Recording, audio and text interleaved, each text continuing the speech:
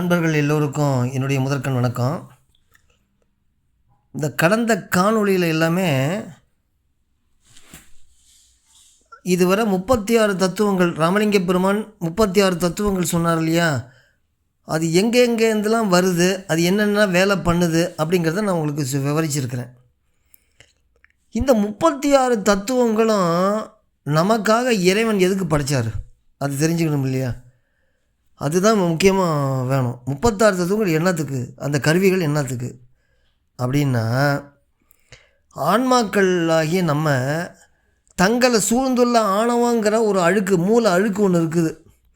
அதுலேருந்து விடுபட்டு இறைவனுடைய திருவடியை அடைவதற்காகத்தான் இந்த 36 கருவிகளை நமக்கு படைத்தார். அதாவது அறிவை விளக்குறார், அவ்வளோதான், நமக்காக விளக்குறார். அது பின்னாடி வரும், அதெல்லாம் நல்ல விவரமாக நான் சொல்கிறேன்.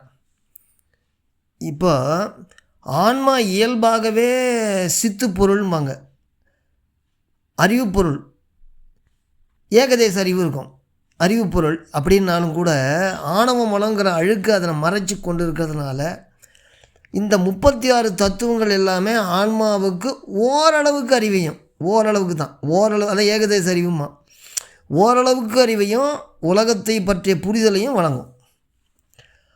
ஆன்மாக்கள் தங்கள் செய்த நல்வினை தீவினை பயன்களை அனுபவித்து தீர்ப்பதற்கு ஒரு உடல், கருவிகள் மற்றும் உலகம் தேவை.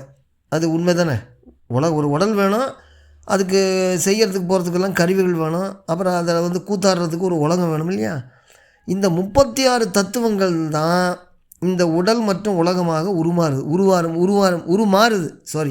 உருமாறுகின்றது. அப்போ மாயிலிருந்து தோன்றும் இந்த தத்துவங்கள் ஆன்மாவை அறியாமையிலிருந்து மெல்ல மெல்ல விடுவிச்சு இறை உணவை நகர்த்த உதவுது, வேற ஒன்றும் இல்லை.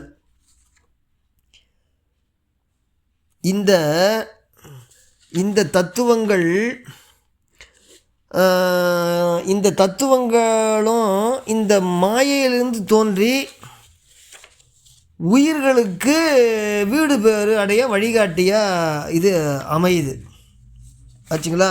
வழிகாட்டியாக அமையுது, வேறு ஒன்றும் இல்லை. அப்போ என்னன்னா, இப்போ நான் ஏற்கனவே சொன்னேன் பார்த்துங்க, சிவ தத்துவத்தை சொன்னேன், ஒரு 5 சொன்னேன், வித்யா தத்துவங்கள் 7 பற்றி சொன்னேன், ஆன்ம தத்துவங்கள் இதுக்கு முன்னாடி 24 சொன்னேன். இப்போ ஆன்ம தத்துவங்கள் 24 என்ன பண்ணுது? உடல், புலன்கள் மற்றும் இந்த 5 பூதங்களை உள்ளடக்கியது.